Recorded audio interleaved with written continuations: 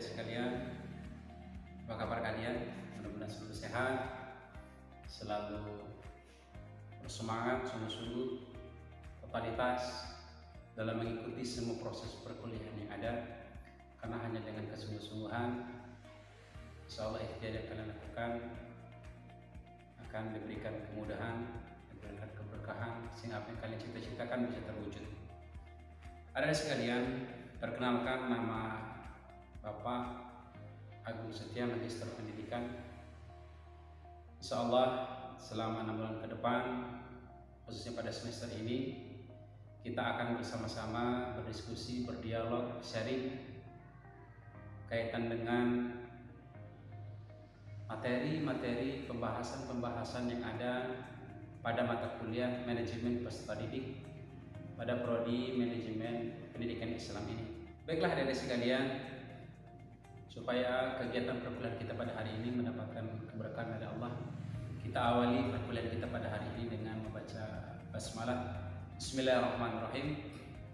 Adik-adik sekalian, pada pertemuan hari ini kita akan membahas tentang manajemen peserta didik dengan cakupan pengertian daripada manajemen peserta didik, tujuan daripada manajemen peserta didik, fungsi daripada manajemen peserta didik, prinsip manajemen peserta didik. Kita lanjutkan, apakah sebenarnya pengertian daripada manajemen peserta didik? Sebelum kita membahas secara lengkap apa sebenarnya pengertian daripada manajemen peserta didik itu sendiri, terlebih dahulu kita pahami daripada arti manajemen itu sendiri. Bahwa arti daripada manajemen adalah suatu proses yang dilakukan agar suatu usaha dapat berjalan dengan baik, memerlukan perencanaan, pemikiran, pengarahan, dan pengaturan, serta mempergunakan atau mengikutsertakan semua potensi-potensi yang ada, baik bersifat personal maupun material secara efektif dan efisien. Itu arti daripada manajemen.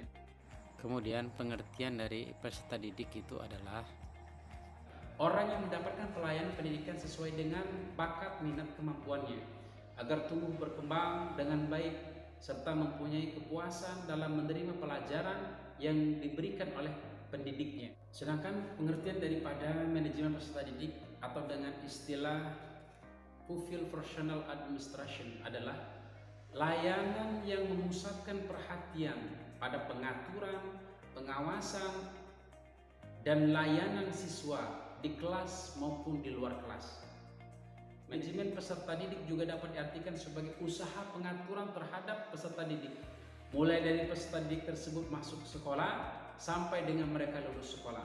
Itulah yang dimaksud dengan manajemen peserta didik. Sedangkan tujuan manajemen peserta didik itu ada dua. Yang pertama tujuan umum dan juga tujuan khusus. Tujuan umum manajemen peserta didik adalah mengatur kegiatan-kegiatan peserta didik agar kegiatan-kegiatan tersebut menunjang proses pembelajaran di lembaga pendidikan sekolah. Proses pembelajaran di lembaga sekolah dapat berjalan lancar, tertib dan teratur, sehingga dapat memberikan kontribusi bagi pencapaian tujuan sekolah maupun pencapaian tujuan pendidikan secara keseluruhan. Tujuan khususnya adalah, yang pertama adalah meningkatkan pengetahuan, keterampilan dan psikomotor peserta didik. Yang kedua, menyalurkan dan mengembangkan kemampuan umum, bakat dan minat peserta didik. Yang ketiga, menyalurkan aspirasi, harapan dalam memenuhi kebutuhan peserta didik. Yang selanjutnya adalah prinsip manajemen peserta didik. Prinsip manajemen peserta didik adalah manajemen peserta didik dipandang sebagai bagian dari keseluruhan manajemen. Segala bentuk kegiatan manajemen peserta didik haruslah mengemban misi pendidikan. Dan dalam rangka mendidik para peserta didik, kegiatan-kegiatan manajemen peserta didik haruslah diupayakan untuk mempersatukan peserta didik yang notabene mereka memiliki latar belakang yang berbeda-beda. Kemudian, apakah sebenarnya fungsi manajemen peserta didik itu? Fungsi manajemen peserta didik adalah sebagai wahana bagi peserta didik untuk mengembangkan diri seoptimal mungkin, baik yang berkenaan dengan segi-segi individualitas, segi-segi sosial, aspirasi, kebutuhan, dari segi-segi potensi peserta didik lainnya.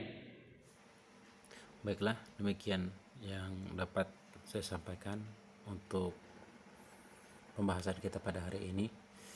Marilah bersama-sama kita tutup pertemuan kita pada hari ini dengan membaca hamdalah. Alhamdulillahirabbil alamin. Wassalamualaikum warahmatullahi wabarakatuh.